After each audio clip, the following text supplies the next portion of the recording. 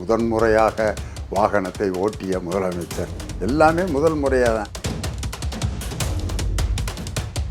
நல்ல வேளை நேரலையில் ஒளிபரப்பாட்டி பல விஷயங்கள் மக்களுக்கு தெரியாமல் போயிருக்கான். முதலமைச்சர் இப்படிலாம் பேசுவார் அப்படிங்கிறதுக்கு இன்றைக்கி எல்லா விதமான கண்டன குரல்கள்லாம் வந்துருக்கு.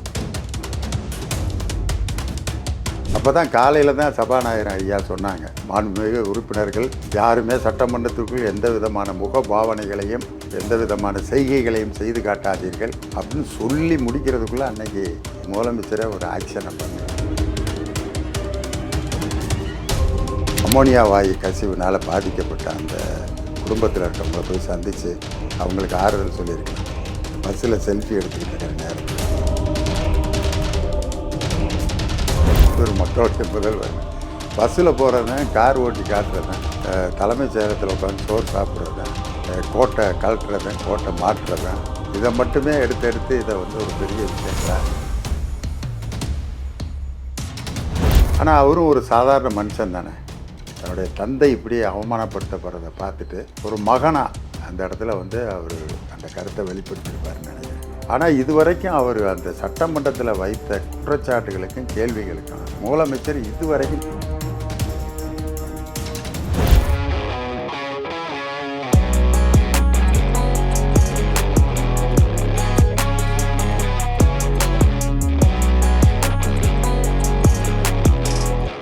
லியோனி டாக்கிஸ் நேயர்களுக்கு வணக்கம். நான் காவேரி மாணிக்கம். தினமும் வந்து அரசியலில் வந்து புது புது விஷயங்கள் நடந்துக்கிட்டே இருக்குது.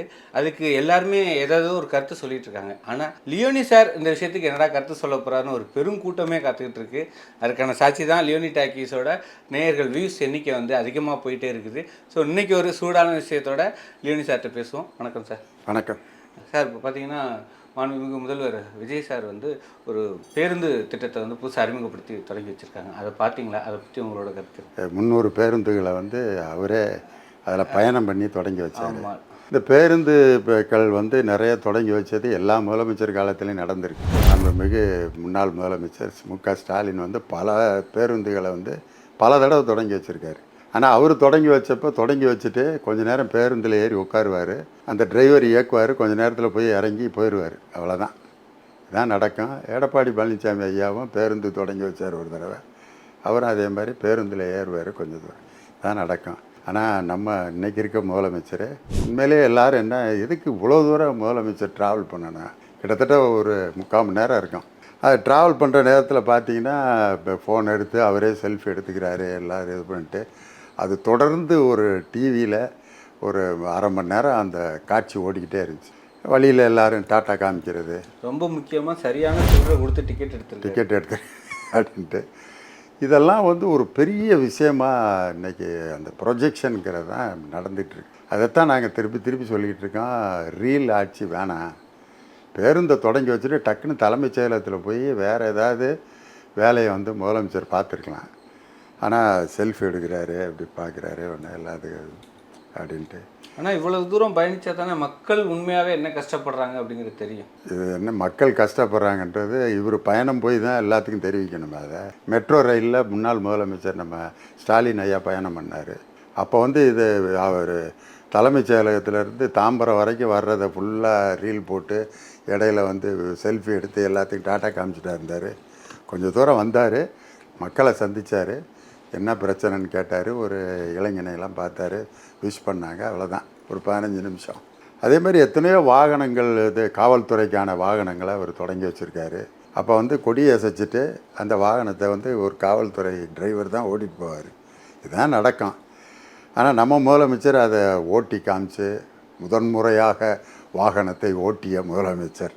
எல்லாமே முதல் முறையாக தான். இந்திய தொலைக்காட்சிகளிலே முதன்முறையாக அப்படின்ட்டு படம் போடுவாங்கள்ல, அது ஏற்கனவே வந்து இந்த டிவியிலலாம் வந்திருக்கு, வேறு இப்போ பைரசியிலலாம் பார்த்துருப்பாங்க, இருந்தாலும் அந்த வார்த்தையை போடுவாங்கள்ல. அது மாதிரி தமிழக அரசியல் வரலாற்றிலேயே முதன்முறையாக காரை ஓட்டிய முதலமைச்சர், பஸ்ஸிலே பயணம் செய்த முதலமைச்சர்.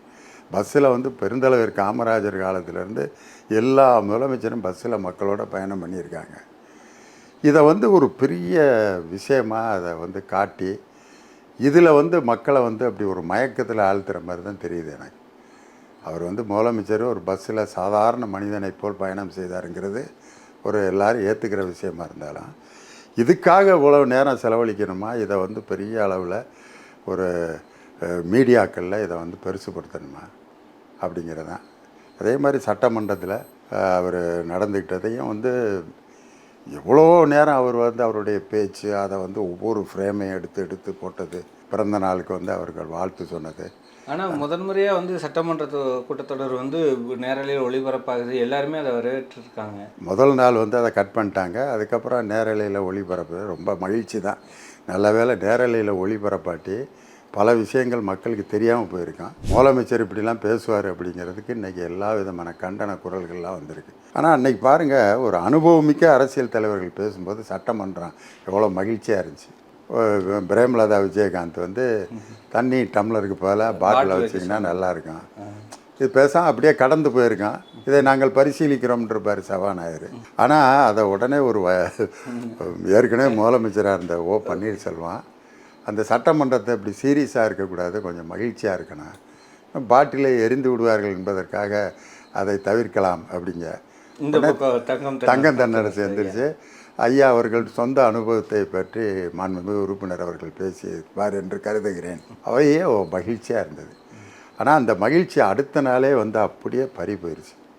அதுக்கு என்ன காரணம் அப்படிங்கிறத இன்றைக்கி எல்லா அரசியல் தலைவர்களும் பார்க்குறாங்க. எங்கள் அப்பாவை காணும் அப்படின்னு சொன்னது அதுக்கு வந்து நம்ம முதலமைச்சர் இன்றைக்கி பதில் சொல்லியிருக்காரு.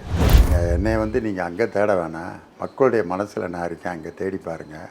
இன்றைக்கி பெண்கள் ஒவ்வொருத்தரும் மாதம் அந்த 1000 ரூபா வாங்குகிற இடத்துல நான் இருக்கேன். புதுமை பெண் இதை வந்து கல்லூரி மாணவிகள் வாங்குகிற இடத்துல நான் இருக்கேன். தோழி விடுதியில் இளம் பெண்கள் வந்து தங்கி மகிழ்ச்சியாக இருக்கிற இடத்துல நான் இருக்கேன். ஆதரவற்ற குழந்தைகளுக்கு நான் வந்து கொடுத்த அந்த உதவித்தொகையில் நான் வாழ்ந்துக்கிட்டு இருக்கேன். அங்கே என்னை தேடுங்க, நான் இல்லாத சட்டமன்றத்தில் எதுக்கு தேடினீங்க அப்படின்னு கேட்டார். அதனால் வந்து அந்த இடத்த வந்து முதலமைச்சர் தவிர்த்திருக்கலாம் உண்மையில் அந்த வாக்கியத்தை.